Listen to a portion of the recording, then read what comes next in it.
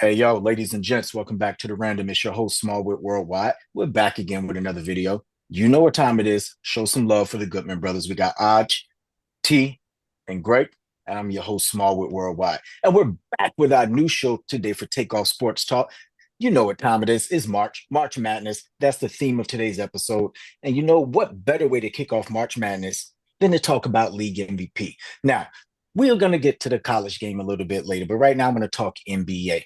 When we talk about league MVP, NBA, NFL, NHL, little football, soccer, what makes up a league MVP, right? Is it the stats in the regular season? Is it what they do in the postseason? Is it, the individual that's, putting the team on their back, or is it the individual making their team better? You know what? Aj, we're going to start with you with that nice Hampton University jersey. Kick it off. What makes a great league I didn't even know. MVP to you? I didn't You're even the know that I MVP had for it that on, jersey, by man. the way. There it is. Listen. He got that. All right, I got a good. better one. I got a better one upstairs, but it does not fit at all. So, hey, hi everybody. So to me, the thing that makes a player an MVP is quite simply the player who means the most to their team success. Mm, Um, However you want to define that, and that can change year by year. It's not necessarily the best player. Um, Although I think that a lot of times those two things do coincide with each other. A lot of times the best player does mean the most to their team. Sometimes it can be other type of people. Like there was a season where, and Greg vehemently disagreed with this, but where I was like, Joakim Noah should be nominated, and he was like top five for MVP mm, because the Bulls were terrible, but he played great every night, and he got them dudes into the playoffs. Everybody was hurt except for him. He was playing mm, hurt. He was getting triple double. He was doing all kinds of crazy stuff. And like I think that seasons like that should be noted. There was a season I remember from when I was a kid when the Orlando Magic had basically a G League team. And Doc Rivers just had basically the myth of Doc Rivers. They went 42 and 42 and they barely missed the playoffs on the last day. But Daryl Wow. Armstrong, that was like his coming out party. And most people don't know who Daryl Armstrong is probably right now. But Daryl Armstrong was not a very tall guy, not Nope. very anything, but he played lights out that whole year. And it's the reason why they went 42 and 42. It's the first time I'd ever seen like professionals cry about missing the playoffs. Mm. That's how that team was projected to be, and that's how over the moon that they shot. So to me, it's about somebody who just really is the catalyst to the success of a team. And also out shooting expectations. So that's what I think an MVP is. Nice, nice. T, what you got? Yeah, I like that, Aj. I'm not as I guess my heart's not as good as yours. I do agree with the success bit for sure. And to me, that success is really about winning, right? I mean, that's the Mm, whole point of the game is to win. So to me, the MVP is the player mm. that contributes most to their team's success, meaning their team's winning. Um, and in my opinion, the MVP it's got to be obvious, right? Like if there's a debate about two guys that are on a team or like on one team, like I guess maybe like a Tatum Brown kind of situation, that Mm. kind of makes both of them ineligible to me. I mean, to me, the MVP is going to be somebody. It's going to be pretty obvious. And then like the last thing is, I think they kind of have to be must see TV. That's more like of like a league wide thing where people got Mm. to tune in. They tune in to see this guy or gal because they're so good at what they do. And to me, that's what makes up a regular season league MVP.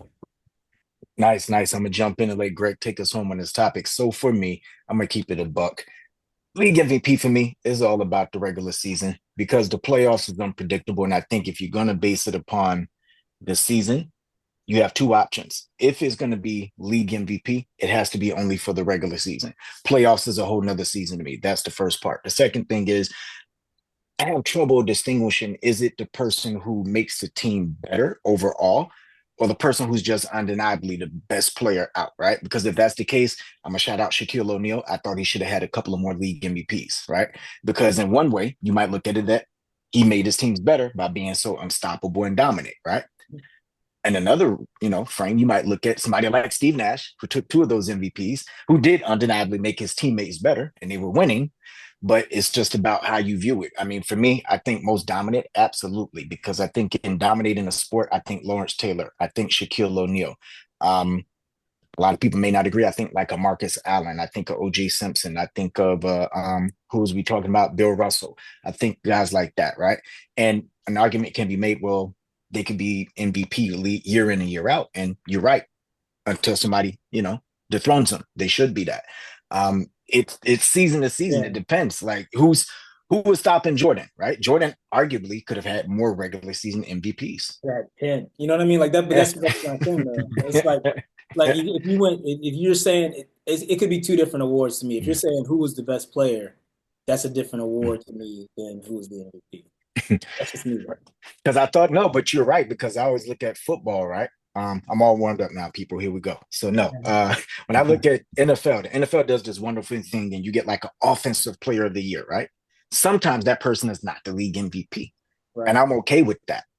It just depends on who got the MVP that year. I don't know, Greg. What's your thoughts on this? For me, MVP, it boils down to there's three ways I feel like you should be able to get it. Best player on best team. So if you're the clear-cut leader of a team and your record is leaps and bounds ahead of everyone else's, and you're the reason for it, you should get it. That's one way. Another way is if you're just doing something we've never seen before, a la Russell Westbrook averaging a triple-double, like those kind of things. You like at that point, your record is your record. Like whether you're winning or losing, for you to average a triple-double, that's you're clearly the most valuable person on your team. Now the other way is you can be a combination of all those things, but must see TV. If you were putting asses in the seats, that's MVP worthy to me. If you are the show, if you're the reason they showing up and cheering. But they can show up in essence because you're horrible too, and you put butts in the seat the same way. There's a lot of that. You show up to see like a circus. Like this. If your stadium is empty till the Lakers show up, then you want the MVP, bro. I'll say it like this, man. And this isn't the case with like Tim Duncan or someone like that, but Tim Duncan he never blew people's socks off other than just being excellent, right? If you just had pure excellence, then you would like Tim Duncan, but most people didn't like that. People complain about Jokic the same way. I think that Jokic, because of how I watch basketball and what I like about basketball, the thing I like most is like the pass, honestly. He's one of the best passers in the league, let alone for a big man. But it's still got a little bit of a personality thing too. But that's what I'm saying though. Like you know what I'm saying? Like you wouldn't give Jokic that because of that portion of him, is what I'm saying. So I don't know about that as a qualification. I understand that you guys. That's true. I mean, I'll say this though, for that perspective with Jokic, a lot of people complained about him getting the MVP. I think it was last year or something like that over SGA or something. It was like the 6th seed. I think was when they.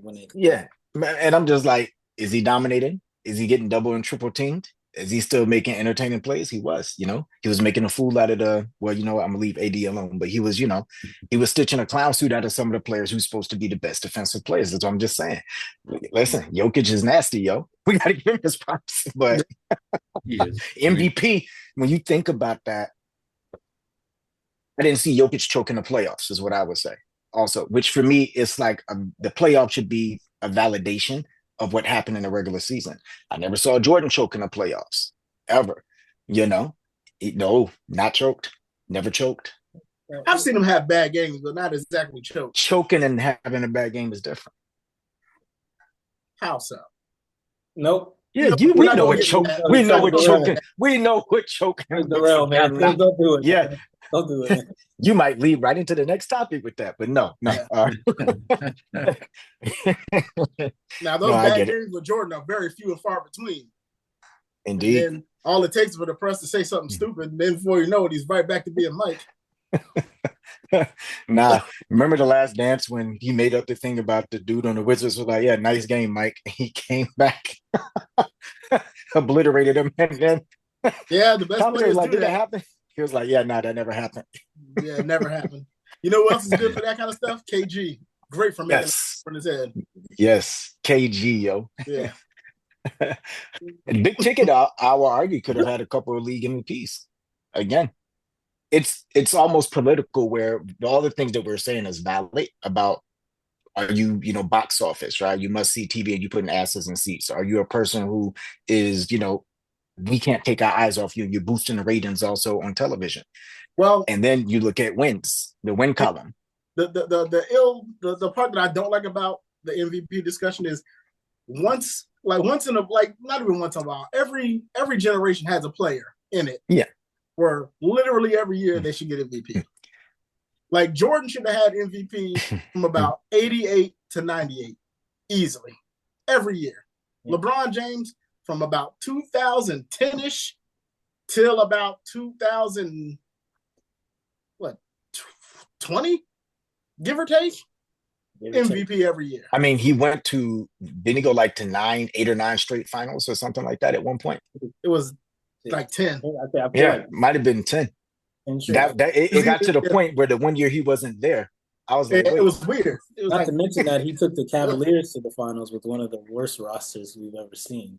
Yeah, I don't know who had a tougher road with that. Was it Allen Iverson or LeBron James? I've never seen. I was on the Cleveland team, so I mean, you know what? I'm going to say that Allen Iverson did. They didn't lose because of you. It was Charlie Ward. I think Allen Iverson did was more impressive though because of his size. Yeah, no, AI for sure. He's got the most impressive finals appearance that I've ever seen in my life, and to get one against the Lakers. Crazy. That Lakers team was stacked. So even to get that one game, and he got game 1, by the way. Yeah, and I think that just came off of a game 7, if I'm not mistaken, to even get there. So AI is that dude, yo. I don't know. The trouble with the league MVP too is almost like they want to play like musical chairs, and I feel like it should be a thing that you have to earn, because you hear now the topic of face of the league or whatever. I don't care about that. You used to take that, right? You thought Bird was going to just be like, yeah, here you go. Here's your MVP. Nah, they were going to put on the show until you stop them, until you beat them, whoever it is. And so I miss that part of sports. Even in football, it's one of those things where Lamar Jackson, listen, no diss to Josh Allen. He had no business winning the league MVP this last year. That was all LJ8. But what did they do? League fatigue. That's what I'm saying. It gets to a point where it's league fatigue. I was cool with Josh Allen winning it, but not because necessarily he deserved it. But I was cool with him winning it. I mean, he played. No, I'm not saying that it was a egregious thing, but it was pretty clear cut who should have had it. Oh yeah, it's pretty clear cut. I mean, it's always semantics when it comes to certain things, and he's been playing at that level for 2 or 3 years straight. So I think that played a factor into it. If this was his first year doing that might have been different. But who talking about, Lamar? Yeah.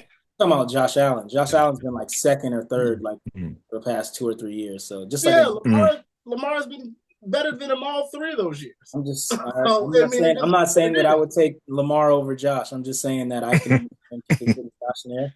And I quite honestly, I don't think Lamar cares if he gets another MVP. He's kind of thing, so. Yeah, I don't think he cares either.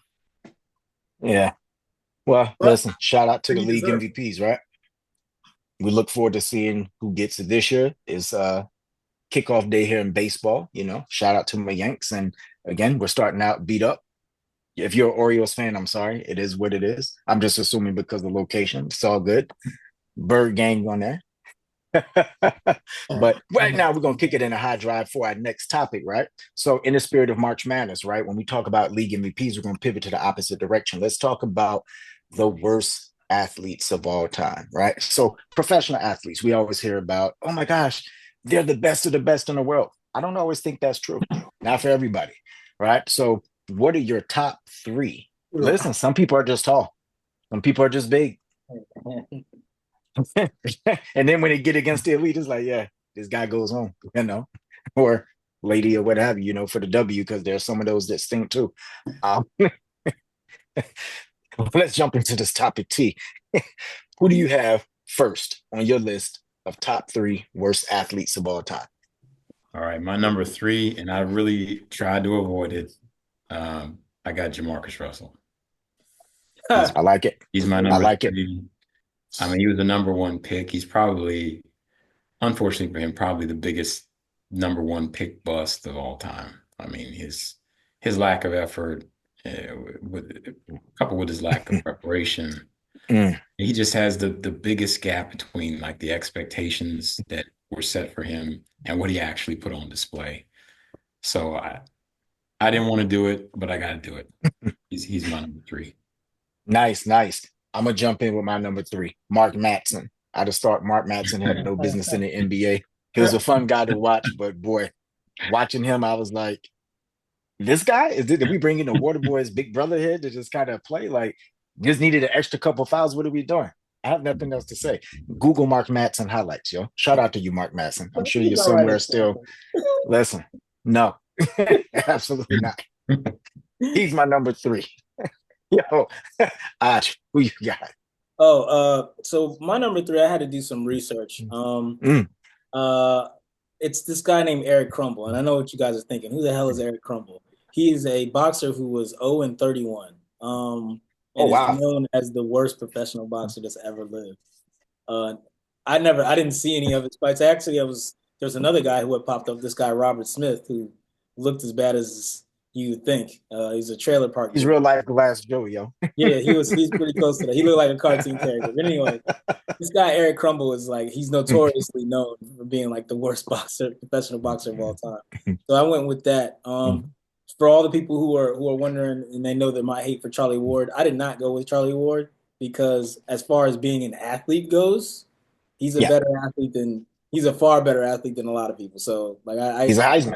I feel like that would be disrespectful. Now, if you're talking about something else, then we can talk about something else. You understand? So I'll just leave it at that. G, who you got at number three?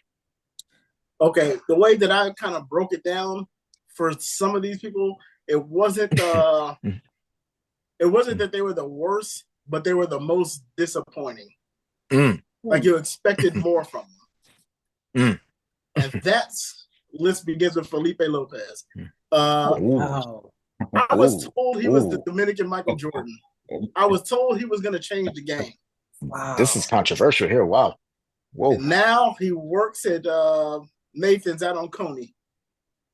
He does. He should have been way better than what he was. So I don't know what happened to him. I don't know where all the hype went, but he was supposed to be that dude. And it was the way he fell off. I don't even know if he fell off or if he was overhyped. But for what he should have been, terrible. Great.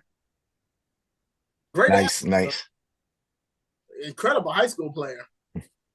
Who's good at St. John's? Who's good at St. John's? Yeah. That's why I said he should have been more. Yeah. Just like St. John's this year in the tournament, huh? Shout out to Rick Pitino for benching your two best players. Yeah. Take that L. I think Vampire, man. Rick owes Vampire shouldn't have been around anyway. I said he had a parlay to hit somewhere. I don't know. I don't bench my best two players if they 0 for 51. They might hit that one. It's hard for him to keep up, man. He can only coach games at night. So I see. Yo, T, give me a number two. All right, I'm excited to give you guys my number two and my number one. So number two, Rusty Leash. You guys remember this guy? No, who that?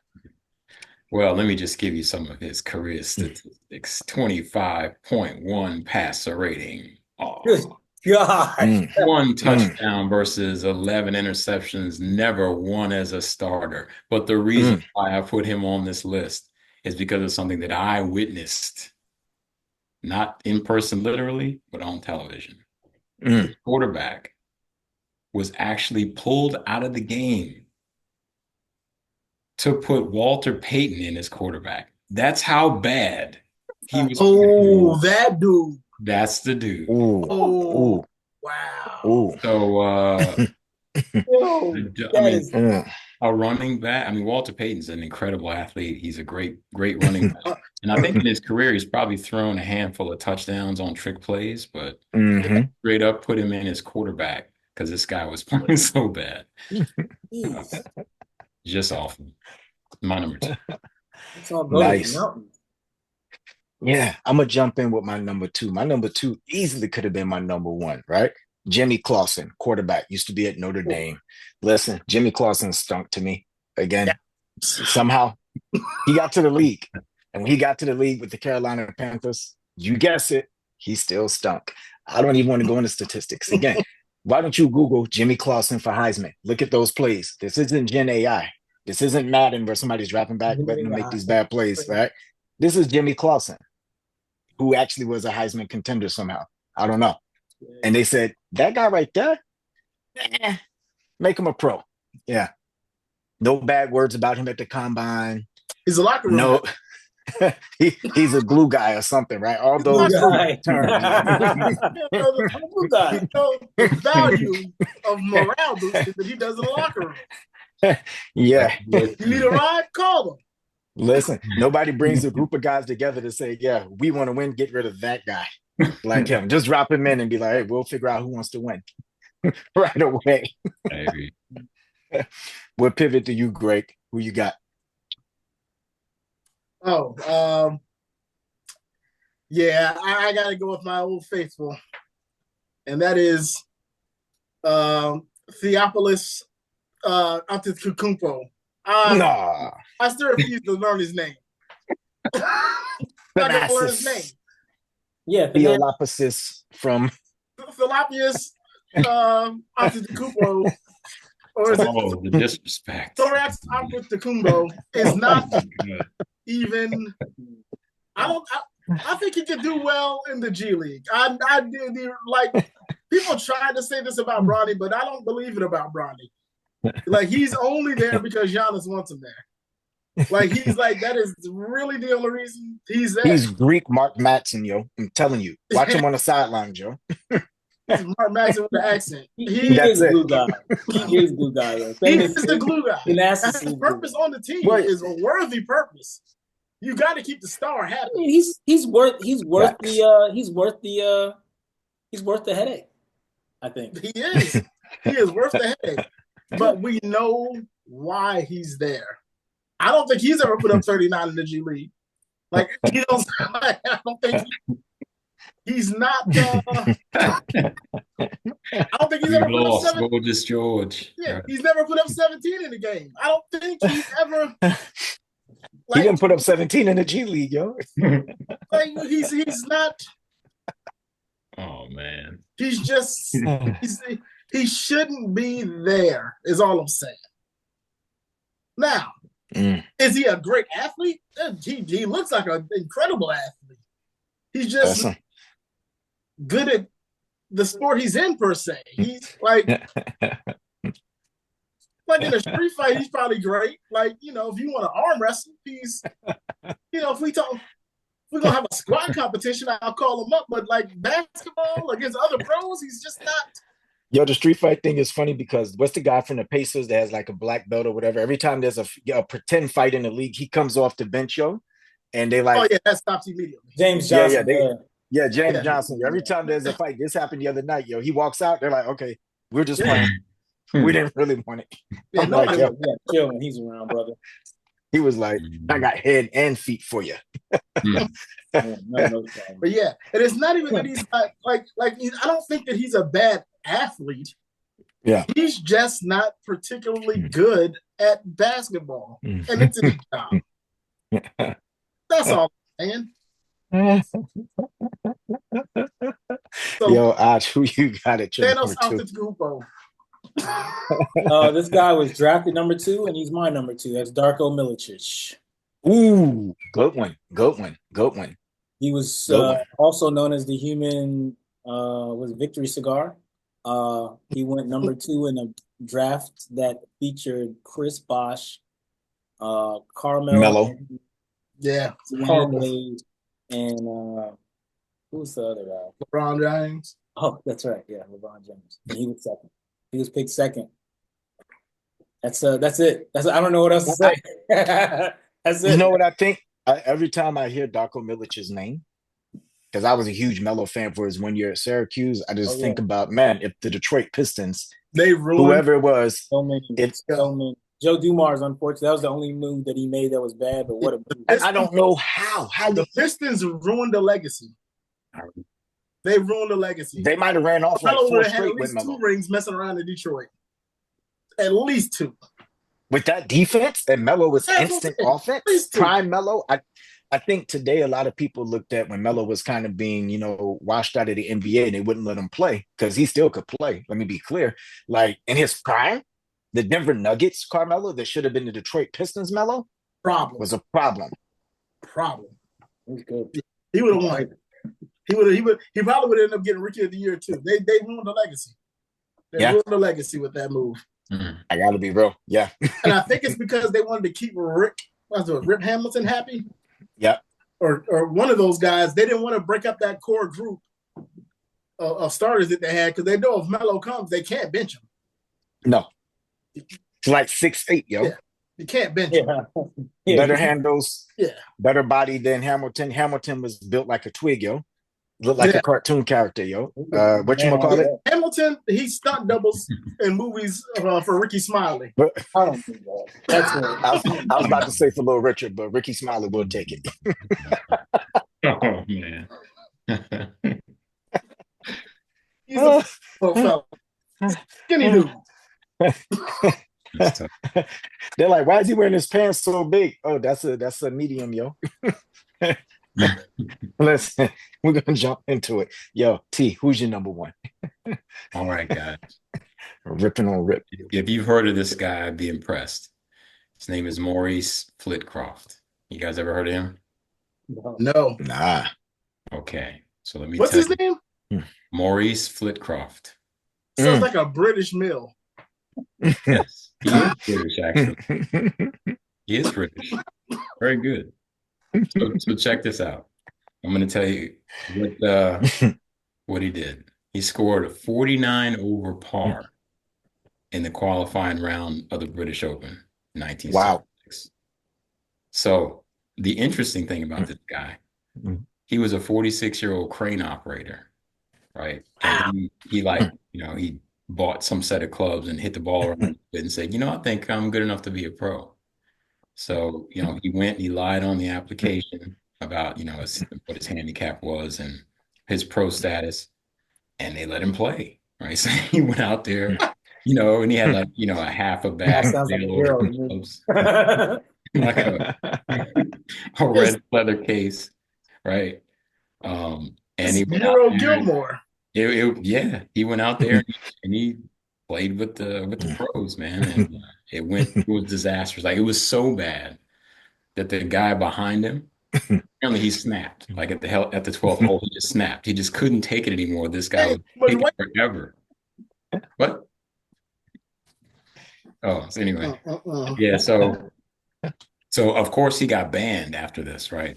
But apparently he started doing all kinds of schemes and disguises and stuff to try to get into these tournaments. And he was like, she would pop up in random tournaments and try to get in there. And sometimes he would make it in. And after he would play for a while, they realized who he was and they kick him back out again.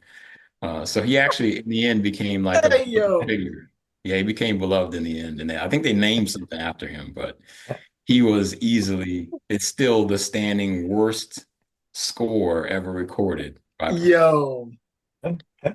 This should be a movie. Fuck Bagger. Absolutely. This should be a movie. That should be. This is great. Funny. I've never heard of this guy, but I'm about to research for real. Maurice Flitcroft. Maurice Flitcroft. Flitcroft. Yeah, that does sound like a British meal. That sounds like that is British meat. He's eating bangers and mash all day, yo. Let me get some bangers and mash and Flitcroft. Yeah, I thought it was such a fantastic. I was like, man, he's got to be my number one. That's the worst score I've ever seen. What you say, Arch? I had the fifth one, please. I'll jump in, and my number one is a guy that I thought was a waste of height. This guy was the number 2 pick in the NBA draft. He was drafted to the LA Clippers. He refused to go there, decided to go play in Italy. Came back only to play, probably close to a decade, maybe a little over a decade, and we'll say play loosely with the Cleveland Cavaliers. I'm talking about Danny Ferry, right? Danny Ferry was a Duke Blue Devil, right? Yeah, he was. Yeah, he averaged Skip Bayless numbers in the league, yo, in terms of points per game. Yeah. He was literally horrible. Does all that yakety yak, got on the court, awkward, no good footwork, no hip movement, all that stuff, Same stuff he'll talk about guys today because he's a GM or whatever he is, a president, or somehow he's a guy. African He failed up, right? He failed up. I was like, man, this guy stunk. How's he going to evaluate NBA talent when he didn't have high school? Never mind. Listen, why? Danny Ferry, Because he knows what a good ass busting looks like on the court. He knows it's someone get their ass busted. Oh, that looks like that to me. The first sign for him that knew that he was truly cheeks is that the Clippers drafted him at number 2. It was the perfect location for him. And if you know, you know. He wasn't coming to the Lakers. Okay. Always. They're like, hey, give me that guy right there. I was like, yes, good pick. We don't need to sell any tickets. Give me him. No, he definitely wasn't selling tickets. You were not coming to see. Listen, Danny Ferry is one of those guys that's on the court. You ever go to like a ball game and see somebody there with like a book? He's the reason why. When they're in the crowd, they're not even watching. They're just, I just wanted to get out for a few hours a night, This is a Clippers game. Don't worry. Yeah, play your little Nintendo Switch. Like, I don't even think Danny Ferry was like really fully dressing out by the time he was about to go. Like, he'd be like in his warm-ups and dress shoes. Like, yeah. He just knew he wasn't getting in the game. He got a pair of hard bottoms going handing out games. Yeah, out there in hard bottoms. You mind if I put this layup back up real quick? No? Here, get another shot up. I guess they treated him right on them video games back in the day because he was, sure enough, not a good player. He was not, man. He was not. Like, I could let a lot of jokes fly, but at the end of the day, he stinks. And he definitely, for a number 2 pick in the NBA, the only league I would say, actually, there's 2 of them that you can make a number 2 pick with some developmental stuff, is like soccer and baseball. And even then, in those sports, the number 2 pick is usually pretty good. Hockey, the same way. Football, they got to be something. But you know what? Danny Ferry, they said number 2 pick. We're not going to talk about his draft class. Listen, Ach, who's your number 2? Because I really don't like Danny Ferry as a player. So my last pick is just... your number 1. My bad. I said your number 2. You did. Ryan Lee. Ryan yeah. Lee is my number 1. Yeah. Took mine. I got a replacement, though. Go ahead. That was yours? Yeah, it was. Ryan Leaf, man. That motherfucker's a fix. A lot of people talk about how bad DeMarcus Russell was, but Ryan Leaf was by far the worst.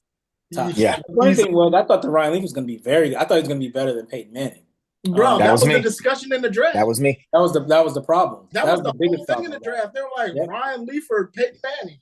He was like literally a prototype, I guess, what they used to call a prototype quarterback, and he had all the tools. He was like a Tesla prototype. Arm, could throw the ball. Somehow I thought he was an Osweiler when I saw him. So I never really thought he was better than me. Good on you. I like that. He's never it's Ryan Leaf. I don't know. I want to be on you. I don't know what else to say. I don't want to be on you. You know what I mean? It's one of those things. It's like, yeah, Ryan Leaf. That's it. Yo, G, who you got at your number 1? Well, since he took that one, I'm going to go ahead and stick with the old quarterback position. Say that this man disappointed me because I didn't think he was going to be like the greatest ever, but I thought he was going to have one hell of an entertaining career. Money Manziel. Oh, Manziel? Yeah. Manziel. Old Johnny Manziel. I thought Johnny Manziel was going to be I don't think he would have been like a Pro Bowler, but I think he would have been one of them. I thought he would be the most entertaining quarterback in the league for a decade. I had really high hopes for him. He had the swag, he had the cockiness, he had an arm. He was elusive. Yeah. Great interview, fun guy. He looked like someone that should have sold a lot of jerseys. Yeah. Like he should have had a lot of commercials. He definitely would have sold a lot of jerseys. Yeah, he should have been that guy. But no, he just couldn't stop being himself. Yeah. He's like, I've never seen anyone get in their own way so often in my life than him, and besides Ryan Leaf.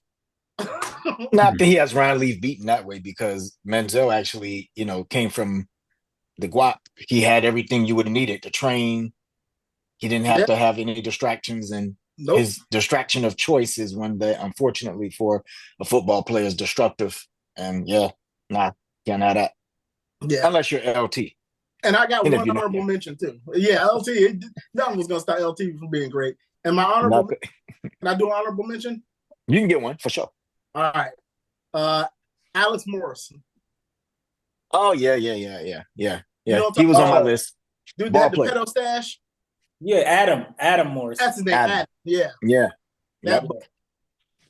boy, you talk about someone who disappointed everybody. My honorable mention. I knew it was gonna be a problem when I saw him cry after they lost in college. Like that, and the fact that he just looked like he smelled funny. Like he just looks like he smells like potatoes. I don't know why. Good old Idaho potatoes. Yeah. Or is it russet? Potatoes in here. No, not French fries. Just like raw potatoes. I mean, like, no, unwashed.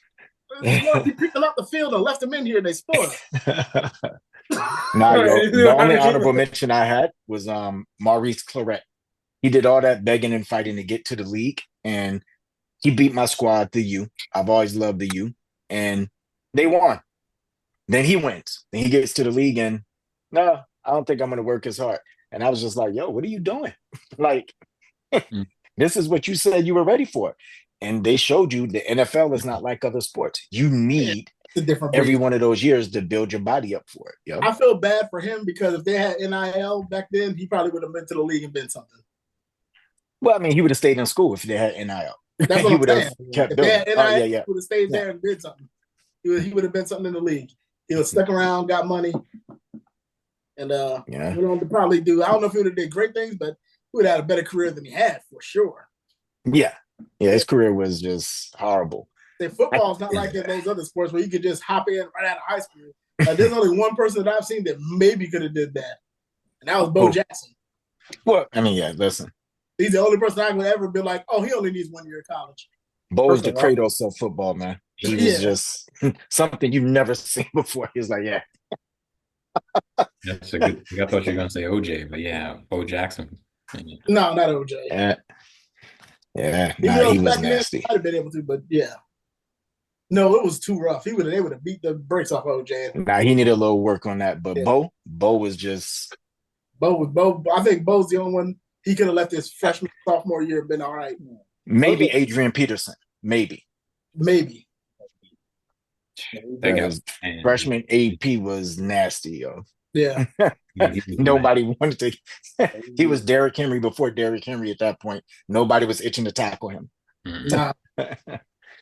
And he was actually good. But listen, we got to close the show out, right? It's March Madness. What did you think was going to happen?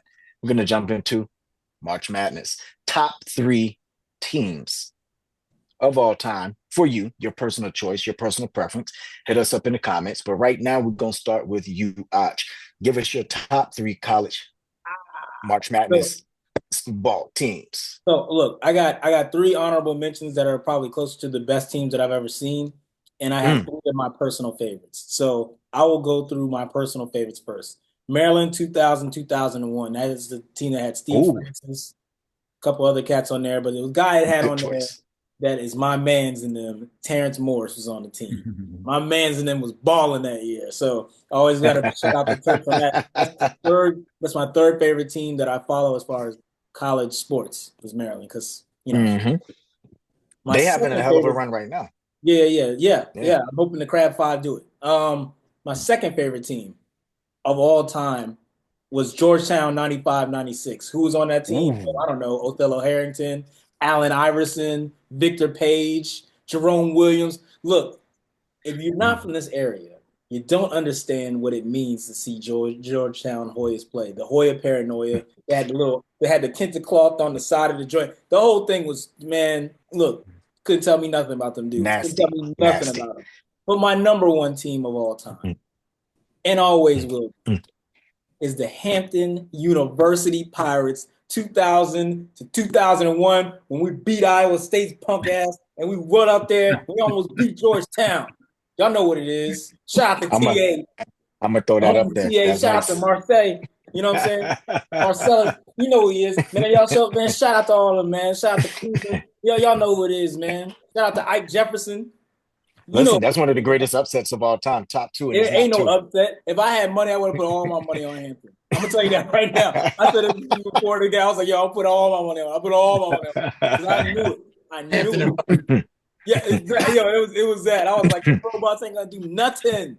That game And was insane. Jamal Tinsley. Get him And out of look, we took Georgetown, to your point, the next game to here. halftime. Right before halftime, we were tied up. Yeah. Marseille's about to fight the center. Look, anyway, so let me get to my 3 honorable mentions. So my 3 honorable mentions are, and this is in no particular order, Fab Five, just, game changer. Duke 92, that's the one with Grant Hill, Christian Laettner, Bobby Hurley. Yeah. I say more. And at the number one spot, not really the number one spot, but one of the most incredible teams I think I've ever seen. And the funny thing about this is only Duke won in a championship. The North Carolina 98 team. That was the one with Antoine Jameson, Sherrod they were Williams, nasty. Vince Carter. I mean, like that team was. Steve Wallace. Yes, I believe so. That was an insane team. Out of a squad. Insane team. I don't know how that. I'll be honest with you. I don't know how they lost. I still can't figure that out.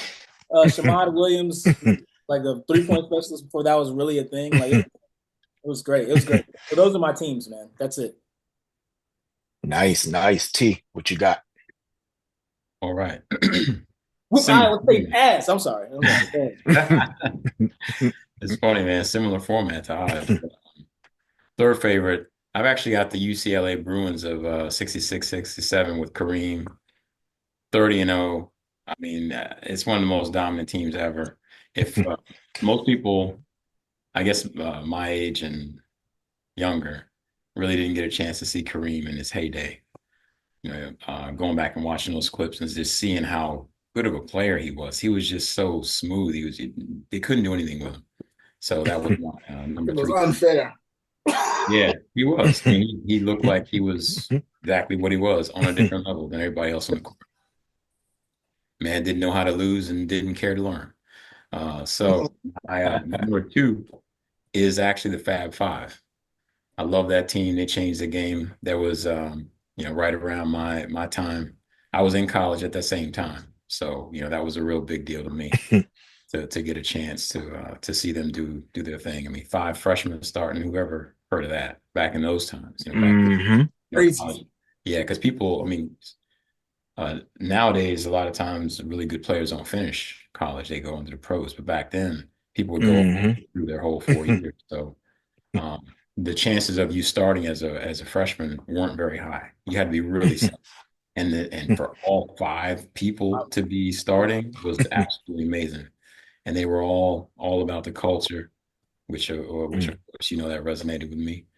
So my second favorite team. But my number 1 is actually the UVA women's team. I went to the University of Virginia. My girl was on the team, and we support all the time. We got to see a little bit of Dawn Staley and the rest of the girls. It was so much fun cheering them on, and they were a really good team. I think they were maybe 2 games that first year, something like that. But it's my all-time favorite. Prime Dawn Staley was a problem too. You're on the court for point guards all the way. Yeah, all the way to the W. The Charlotte Sting too. I had a crush on Dawn Staley for 30 years. Listen, join the whole campus. Them jerseys were selling out for more than gameplay. I had a crush on Dawn Staley for like 30 years. I will say, as a person who's interacted with her, she is just as nice and humble as you see her on TV. It's not an act. She's a really nice person, very focused, hardworking. Always has been. That's what's up. That says a lot to be from Philly and nice, but we're not going to go there. No, listen. She was nice to me. I'll jump in. I'm going to let G take us home. So my number 3 is the Fab Five, right? So growing up, that was the one team that you just wanted to emulate, the Fab Five. There's nothing that I can say that T didn't cover. I mean, the style, they literally were the MVPs to me of college basketball at that point. And funny thing is, they didn't win a championship, but they were just that damn good. But they revolutionized the game in so many other different ways, and I loved it. My number 2, primarily for the fact that they were like Showtime Lakers, but in college they were the UNLV running Rebels, the Tark Shark with the towel. It was close And on. The you plastic know, man. that's it. You know, that team, Stacey Augman and all of them, LJ, Larry Johnson, the whole roster was loaded with talent. And guess what? They routed the Duke Blue Devils, much to my delight, by about 30 points in the championship game. Okay. And let's just say I wasn't mad at that at all. Nah. My number one, um, and I debated this because I'm a big fan of the women's game.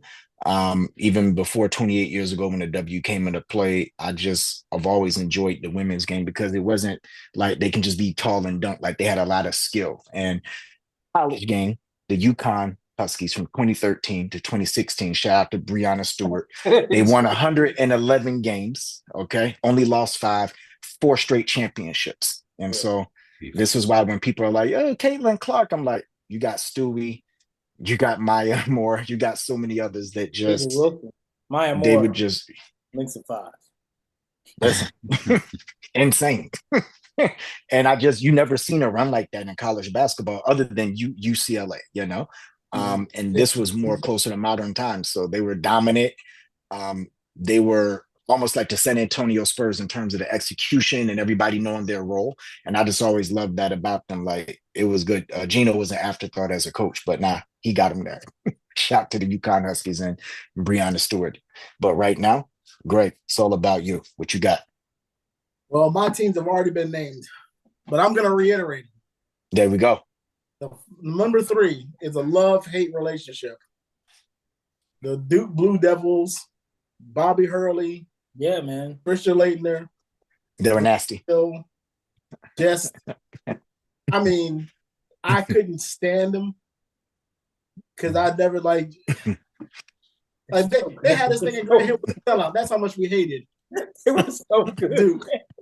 It was just like it was like good. Carlton Grant Hill ass nigga. We was mad because they were so good. And the fact that this is how amazing of a team it was. And it's not even the team, it's Coach Krzyzewski. Yeah. He had them playing at a level so great that when they got to the NBA, none of them could play but Grant Hill. Like nobody was any good. Yeah. That's right. He fooled us all. Hell of a coach. Like Krzyzewski, it was an amazing job that he did. We didn't know. I mean, I knew Grant Hill was good, but I didn't know he was like that. Till he got to the I knew good. He was nasty, yo. He was nasty. My theory was, before you continue, if Grant Hill never gets injured, he would have been the heir apparent to Mike, not Kobe. Yeah. Oh yeah, Kobe had 2 guys that was going to run with him. It would have been if they all would have stayed healthy. It would have been a great league. And Grant it's hard to tell people that because Grant they feel Hill like it's Penny revisionist history. with Kobe. Yes. Penny Hardaway. And AI in there. Good God. The league would have been in such good hands. I mean, good grief. Like Grant Hill was a 2-way player that just was insane. Like his speed, his intensity. His crossover is very slept on. No one can stay in front of Grant Hill. You gotta watch how he used to cross tip up. Yeah, and Pippen was a hell of a defender. Like he just lunch meat. I'm telling you, that's why when people say LeBron couldn't have played back then, I beg to differ. Because Grant Hill, all those things that LeBron was doing, but he was smaller. Like LeBron. Who says that? No one says that. Someone says that LeBron James couldn't play in the 90s. They got to be trolling if they say 50 that. All say it. They all say it. LeBron James is one of the few people who could have played in any era. He could play. All the greats could have played in any era. Like if you're a top 75 player, it don't matter what era it is. You go do your thing, in my opinion. Well, no, that list of top 75 needed some tweaking because they had Dame Lillard in there, and Dame Lillard couldn't have played in any era. Sorry. That's ridiculous. No. That jumper? Did you see him? Did you see him during the Olympics when they were a little more physical? Yeah, where they take away, the little thing that they do, the SGA does, they kick out and they flop. No, when they take that away, their game is not the same. It's not the same. Yeah. He could adjust. Go watch the Olympics before they had to do Redeem Team Part 2. Yeah. He was lunch meat, yo. He was lunch meat. You don't think that Damian Lillard could adjust back in the day to play with No, the defense would have been too much for him. He's great, Nah, but he's nah, it not. wouldn't have been. Not he's great. LeBron, His yes. handles are amazing, and he's got a great jumper. I'm not saying he would have been like an MVP, but he could have played. He'd be a starter. He'd make an all-star team every now and then. Yeah. Anyway, we're not going to go through this. All right, I'm gonna let you go ahead. Let me get to my second team. Don't get him The wrong. Running Rebels. All right, Grandmama. The Yes, original Zion Williams. that's right. This dude was a monster. Him and Altman. Yes. The plastic man. I thought they was gonna go to the league and wreck shop, and they did for a minute. Grandma Larry Johnson did when he was in Charlotte. He had until he got injured. He had a hell of a run. Stacey Augmon, he was a great Good player. Atlanta Hawks. Yeah, Atlanta Hawks. He was a very good role player. Yeah. Very good role player. I thought he was gonna be more than that, but he had a very solid career. He said, I thought he was going to be more than that, but he was like, Atlanta Hawks. You know what I'm saying? Fair enough. Like, I got nothing for you. Right now, they got little Bruno Mars down there struggling. He really needs a trade. Nobody wants to play with him, man. He needs to He's get still out of good. But my number one team, easily, the most impactful team for me as a teenager, the Fab Five, Michigan team. They were Allen Iverson before Allen Iverson. They were the culture. Mm-hmm. They were the first real life hip hop basketball team out there. Yeah. The black socks, the Huarache, the ball heads, the baggy shorts. They look like the Onyx playing five. The Onyx. It was out there. Yeah, they look like Onyx. And so black. So about the culture. So about the culture. Like there was other teams back in the day that were really black, like the old Hoya Paranoia. They were black, but the Michigan, they was black. They was on it. Yeah. They were black. They were blackity black. They was, hey, what are these gang members doing in our campus? Black. And that's our show for today. I'm sure they're harassed. Like if they weren't in the basketball team, they would have been harassed by security every day on campus. But to me, I mean, just to have 5 freshmen is already phenomenal. Oh yeah, 5 freshmen play that well together is crazy. And to have 5 freshmen not only run the team, but to run the team and be themselves and do it their way, amazing. Those, like, I don't even know if they understand what they were doing at the time as far as impact. They were amazing. Just an amazing group of young dudes that were very honest and real with themselves and did not compromise their blackness for anything. Nah. So I think they knew at the end the impact they had for sure. Yeah. And my honorable mention team, Shaq, Chris Jackson. Oh, wow. LSU. That's a good one. Son, I can't believe they never made it. I can't believe they never won. Because that was, and I don't know if, I don't remember, because I know Chris was killing them in college. And I think they never lined up quite right because Shaq was good, but he wasn't Shaq just yet his freshman year when Mahmoud was getting loose. If they had been like they're together when they were both getting off, I don't think there's any stopping them. That's the original Steph Curry. Like there was nobody stopping him. People don't understand how good Chris Jackson was. No, in college, he was good like that in the pros too. Yeah, they forget about it in the pros too. He was a problem. They just didn't scheme around him. He had amazing. Now that's a person right there who was in the wrong era. He's in the wrong era. If Chris Jackson was here, like in this era, him and Steph would be going toe to toe. They wouldn't know who was the best light skin in the league was. Oh, hey, they would have been the Page brothers if they was on the same team. Good grief. Klay Thompson would have been coming off the bench, Yeah, they would have had to. Chris Jackson was tough. I don't think people really want to go back down that hole. He was really good. He had a all-around game. amazing. One of the best pump fakes I've ever seen. Yeah. It was built into it like his routine shot. It was like you couldn't. There was really nothing you could do. You just gotta hope he's having an off night. Like if he really wants to get you, he's gonna get you. Mm-hmm. He was a problem. Now, if the game would have been centered around him, they'd be like Steph who right now, or that'd be the only comparison they'd have to Steph. I'm with TJ on that. No way, man. You don't think so? No way, man. I don't think If they be let saying Chris Steph Jackson who, but like Steph ran back then, Hey, man. you know what? I've I might be I've bugging. seen Steph play up I'll close. be honest with you. You're There right. ain't really nothing like what I saw. You're right. Because I'll tell you, what was the year that 2016 season for Steph? Where he won about the 73-9. No. When he maybe it was the year before when he got the That was the year that I saw him. 73-9. Was it the year 73-9? Yeah. I don't think I've ever seen anyone have a better year of basketball than Steph Curry had that year. I think it was. I mean, listen, like as a shooter, sure, Mike 88. But, That's what I'm saying. It was like Jordan 88. I've never seen anyone just do whatever they wanted the entire season. Like did he win a championship? Until the end. Okay. Until the end. There we go. I'm just talking about regular season here. Thanos came through and said, "Yeah, I'll take that title." Run the whole season and just do whatever they want. That's crazy.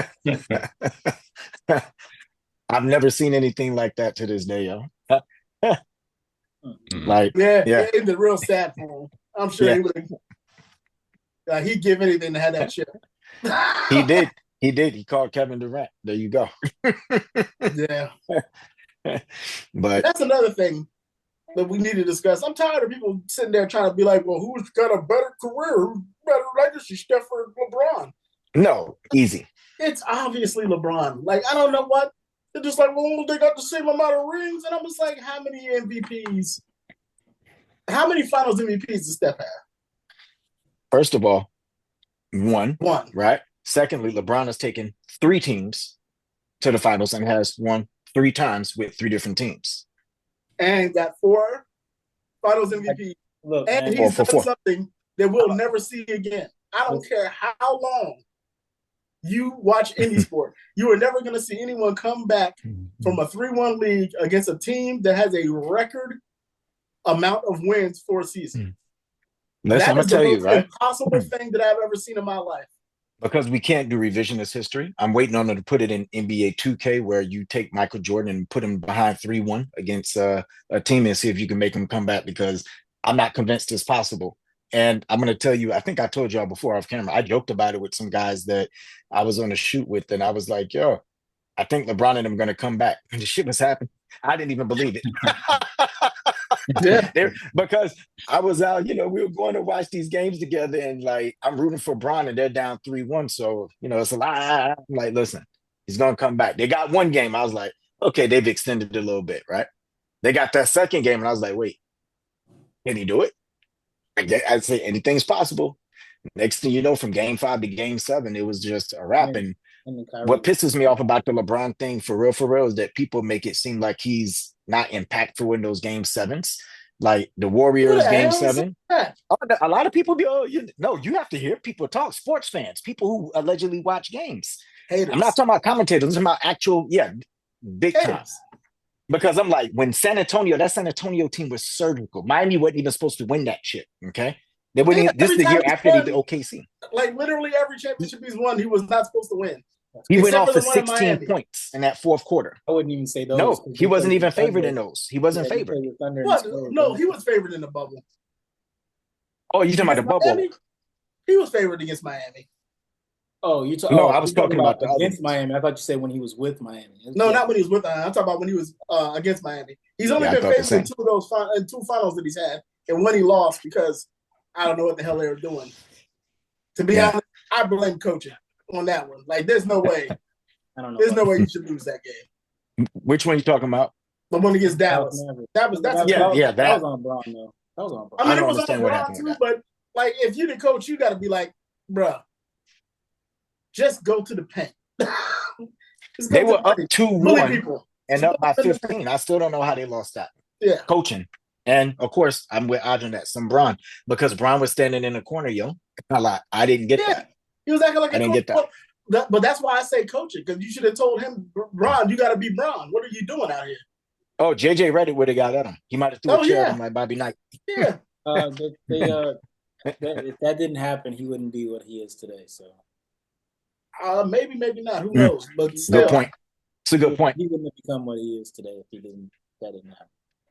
Just wouldn't have. You're saying the adversity it made, yeah. Well, it made him see the holes in the very few holes that he had in his game, and the mentality had switched. So it made him become. Yeah, he came back hungry. Yeah, he came back, and I mean, he arguably had some of the best seasons you'll ever see anybody play. So, JJ Barrera is the reason why everyone else is out here scrambling because he decided to embarrass him. He got everybody out here scrambling. I also think he doesn't get enough credit for beating the Boston Celtics too, because they were really good. They're really good. Oh yeah, Kobe and the Lakers struggled with that one. Like that Celtics team was. That Celtics team could have won 5 if Kevin Garnett was healthy. They would have won. They would have at least. Yeah, we're gonna have to do a deep dive one of these days about this whole LeBron and people hating situation. It's weird. Yeah. It's really weird. Because people hate on Paul Pierce, but I've been a Paul Pierce fan. I can only vouch for players on the court. Pierce. No, they do. On the court, people will act like he was not the truth, but Paul Pierce is one of the last greats, yo. He's much better. If you go back and look at his career, say Paul Pierce is trash. You know what I'm saying? But I've never heard anyone give him big ups either. But he's great. You're right. I don't think people realize how great he actually is. He's terrible. The only person I've ever heard me say that is Draymond Green. My bad, Joe. I know you're trying to get to it. Yeah, that's the only person I've ever heard say that. We're going to run it back on another show. We're going to deep dive into the Bron joint. We're going to talk about some of this eras because we love the NBA and we love sports, just like you. Like, comment, and subscribe. We'll see you again sooner than you think on a new edition of The Random. Peace.